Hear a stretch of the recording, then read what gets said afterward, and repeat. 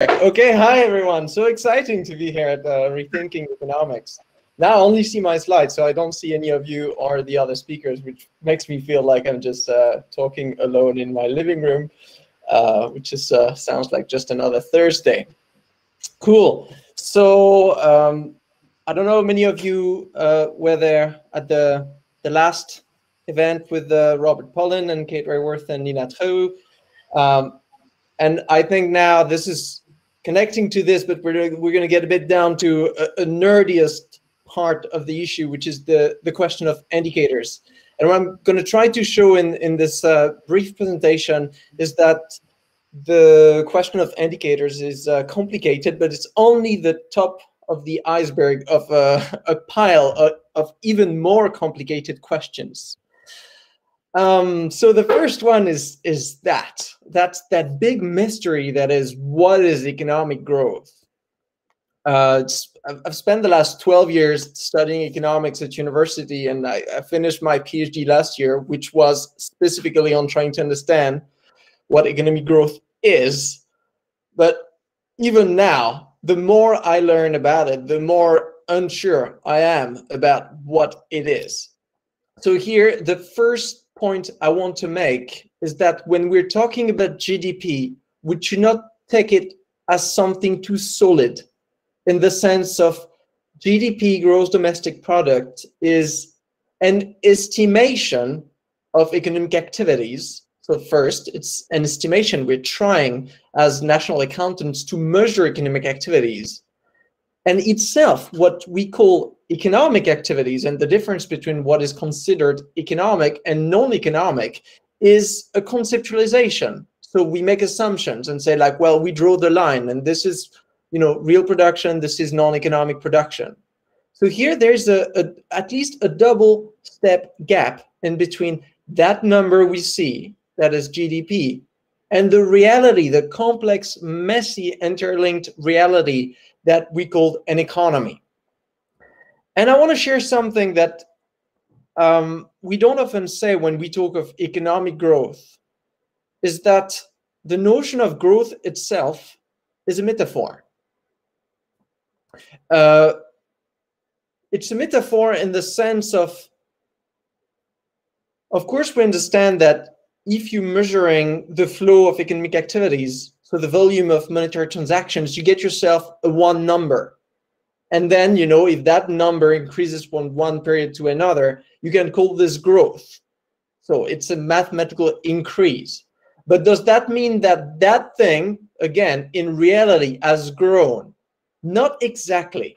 Here, there's a better way of understanding really that thing we're trying to measure, which is economic growth, is to say that an economy cannot really grow like a plant or a kid, but an economy can do two things. It can expand or it can accelerate.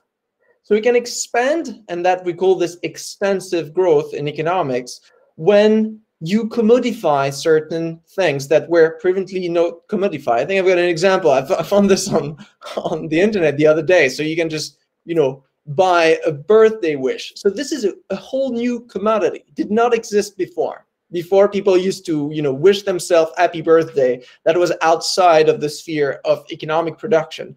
But now, if a company comes here and just makes it a product that can be sold for money, it means that somehow that thing that was outside of the economy is now inside of the GDP economy.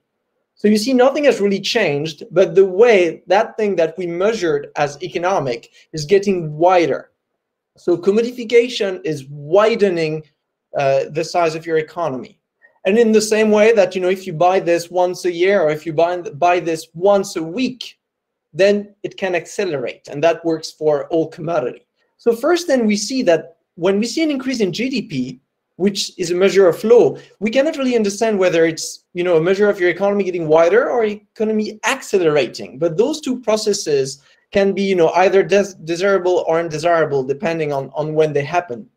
So here, my first point is that the question is not really like to GDP or not to GDP, The question is to try to understand the nature of the changes of social relations that are happening when you have an economy that is accelerating, and when you have an economy, most importantly, that is increasingly commodified. So certain aspects of life, let it be environmental amenities, social relations, or infrastructure, what happens to them when they go from the status of being a non-economic thing to becoming a market commodity? So that's one of the questions.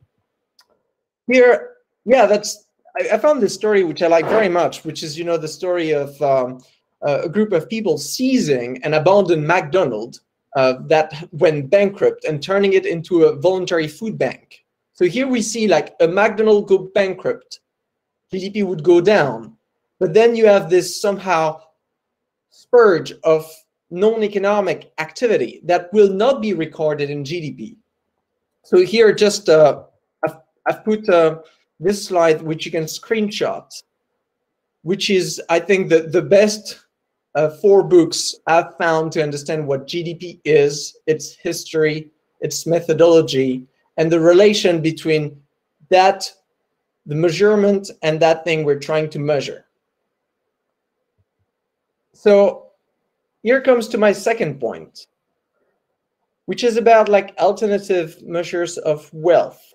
So it's absolutely uncontroversial today to say that GDP has limits, and I put them here. I'm not going to repeat them. We can have them if you have questions in the discussion. But GDP was an indicator invented in the 1930s. So we're almost celebrating 100 years old of GDP. It's old. It's ancient. It's an elderly indicator. It's been, of course, updated a couple of times, but it has remained the same basis, and these limits still apply today as they applied 100 years ago. So people have come up with alternatives, starting with the first one in 1972, so that was 49 years ago. And ever since, there's been a flurry of alternative indicators. And in the books that I've suggested before, you will see that there are sections to understand, how they're designed, and now there's a lot of information about them. Many of them have interactive websites where you can just look at all the data in real time. But the real question is, why is it so hard to get rid of GDP?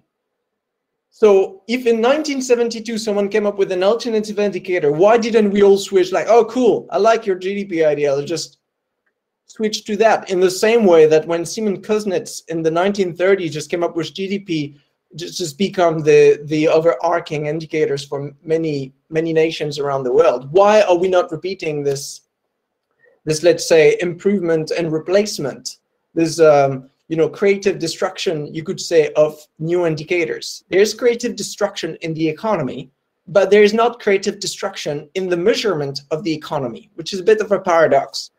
So people, sociologists, have offered many different reasons having to do with path dependency, and the fact that GDP is a standard methodology that was agreed on at the UN level in 1953, and now everyone calculate GDP the same way, so it's good for international comparison. And so if you want to have your own indicators, you would need to somehow like coordinate with everyone so that your country remains comparable in this. So there's this coordination aspect, the fact that also it requires some effort to just the whole process of replacing an indicator. Some say there are data problems, that the new indicators are more difficult to work with. The fear of shame, of course, of if you change the indicator to like, let's say, a green GDP, or even like a more radical measure of social ecological health, and then you realize that what you've been doing for the last 20 years is just absolutely horrendous. Who would want to do this? So I think there's a bit of fear of just like, and lifting the veil of GDP would reveal, how exploitative socially and ecologically past policies have been. There's, of course, a bit of lobbying from the industries that benefits from just, keeping an eye on the economic stuff and ignoring the social and ecological. And one of the most convincing reasons I find is what has been termed the ideology of growth. So the fact that for the time GDP has been around, it has ramified into identities and cultural representations, into a broader narrative of progress, where if you go to someone in the street that has just, never heard of GDP or how to calculate it, never been to a single class of economics, and you ask them, is growth good? Do you want to see GDP going up? Well, they will say yes, because for them, they associate this growth to jobs and, eradication of poverty and quality public services and an increase in purchasing power. So there's this idea that all these stuff are linked to GDP, which of course empirically is false, but we can come back to this. So there's this Studentski paradox that I find quite interesting. So this guy in the 50s was studying, the development of national accounting, and what he noticed is that every time there's a crisis, governments get real busy, changing indicators. Like, oh shit, this is happening. We really need to find new indicators to know what's going on. But there's not been a change of indicators at after the 2008 financial crisis. And now the question would be, where are our new indicators after the pandemic? So that's also something today we can see as a historical moment of like, is GDP figures and national accounting as it's been designed and used in the last 100 years helping us to design a post-COVID recovery? In the same way, perhaps we will realize that the pre-GDP forms of early national accounting were insufficient for the US government to handle, let's say the post-depression political action. Now we should realize that perhaps our national accounting framework is misfitted to the task of just building a post-COVID economy. So let's park that question and just come back to this little example. Yes, okay, Le Loi Sas in France.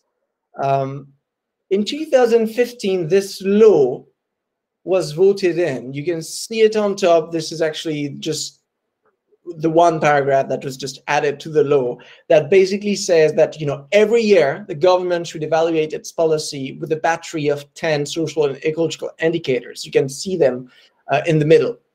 And so they should evaluate what they've done in the past, what they've done in the current year, and what they're planning to do next year.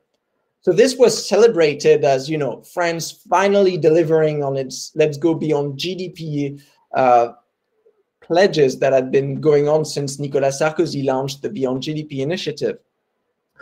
And so now this is in law. This was in 2015, but in practice, it hasn't changed anything.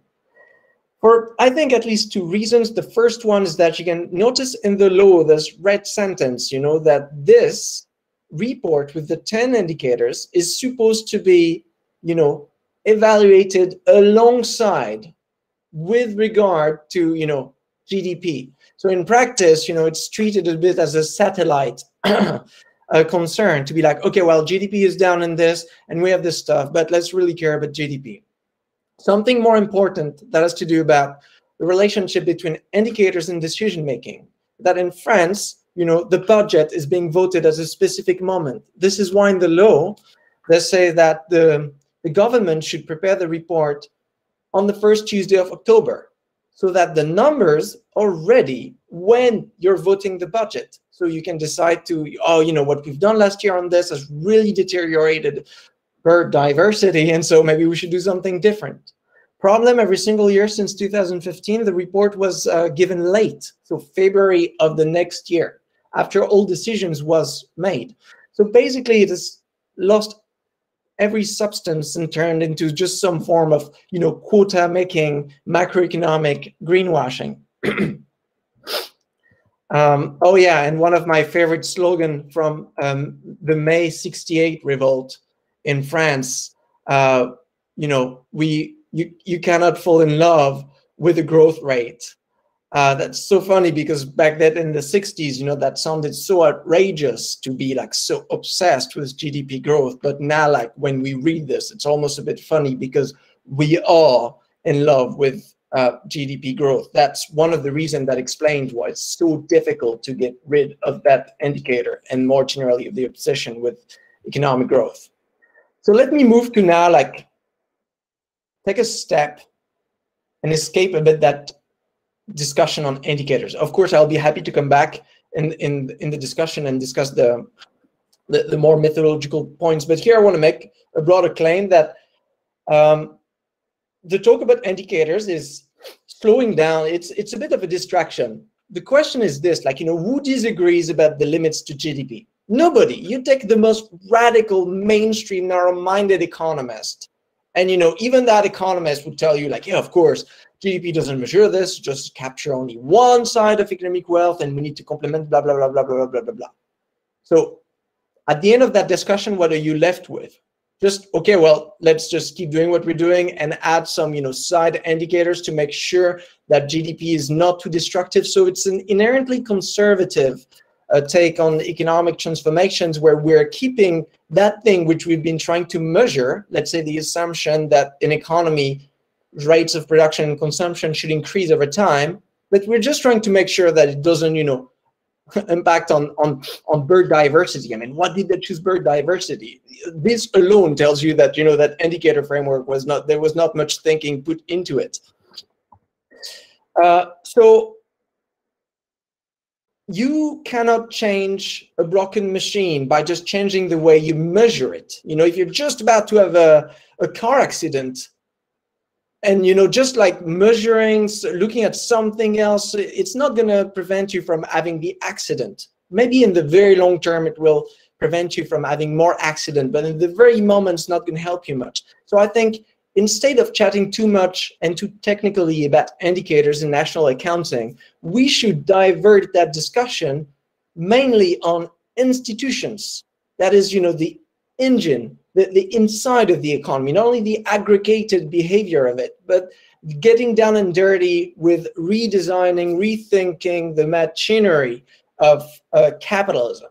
I say this because too often the beyond GDP, you maybe present something about degrowth and, something like, very revolutionary about wealth redistribution, or the closing down of some parts of the financial sector, and people will be like, oh yeah, we definitely, and they will bring it back to the discussion of indicators.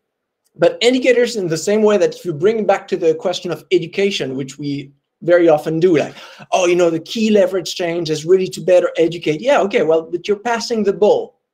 Of course we need new indicators, but in parallel we also need a new economic system. And that is the priority. And that's going to be my last point of, like, what do we really need to know about what we're doing? How do we need to measure, the way we progress towards that different economy? And here those are the 4 environmental indicators of the SDGs. So, there's 17 SDGs, and there are 4 that are really about the state of the environment. And this is the Sustainable Development Goals Index. So one of the could be an alternative to GDP, you could say. And look at them, they're terrible. I mean, we're doing terrible on them. Like, there's just like absolutely no progress. It's just telling you what we already know from the IPBS and the IPCC, is that somehow we are, and when I say we, of course, we can politicize this, a minority of heavy producers and consumers are just, destroying the conditions for life on Earth. And what does that tell us? Do we need very precise indicators and a lot of data to know that? No, I don't think so. It's an ecological beating. It's just we just need to stop. Then we can discuss on what needs to be stopped. But here, I think the burden of proof is now on the side of the biosphere smashers. I say this in particular relating to discussions of decoupling. So people argue like, oh, you think you want to show that, reducing production and consumption is going to somehow be a strategy to, mitigate climate change. Well, show me your indicators, We should revert the situation. I mean, so far, historically, GDP has been correlated with, most environmental pressures. So you want to show us that you can keep growing your production and consumption without keeping the destruction of the planet. Bring your indicators and bring your proof. So far, they have not done this. So I think here, my point is, the faster and the bigger your economy is, the more you need indicators to make sure it doesn't stumble on communities and the planet. So that's the same thing. If you have a used spaceship is going very fast on space, well, you need like a lot of buttons to just direct it. You don't want to have any accident. But if you have smaller, more local economies, you know, with democratic forums that can be adaptive and, you know, discussing things as they go, you don't need like very precise indicators and a lot of data to know. Like these economies, they're smaller, they're a bit like, you know, snails in the china shop. So they're not as dangerous as having a bull in a china shop would be, you know, fast and furious capitalist economies. So here the question of indicators also relates to the type of economy you have and how much it's embedded, you know, within the biosphere. And something else is having to do with the idea of the Pictionary principle of, again, if we admit that the situation right now is akin to an ecological beating, and there's a lot of uncertainty, then I think it's not a matter of finding a lot of numbers to know that somehow, you know, some form of geoengineering is going to allow us to fix, you know, some of the destruction we're creating today. Rather, I think we should side on the Pictionary principle to be like, well, if we have any degree of uncertainty, let's just not do it. Just simply, and here it's very easy to say because the not do it, the stop rule does not concern, you know, the eradication of poverty or the development of the global south. So far, it's mostly concerning, you know, the further enrichment of countries that already have enough to live by, but just have failed the task of redistributing that wealth. Yeah, I think I'm going to stop here and leave you maybe with this thought experiment I quite like. Imagine tomorrow the world wakes up with everyone having forgotten how to calculate GDP. What do we do? I think it would be a wonderful experiment because you would have to re-ask yourself all the basic fundamental question of political economy. What is wealth? What constitutes production? What do we want to produce? How much and how? All these type of questions that now are taken for granted and answered by a minority of narrow-minded mainstream economists could come down to democratic forums, and we could, you know, slowly and carefully, following the principle of precaution, rebuild a better economies from without relying on the crutches of obsolete 100-year-old indicators.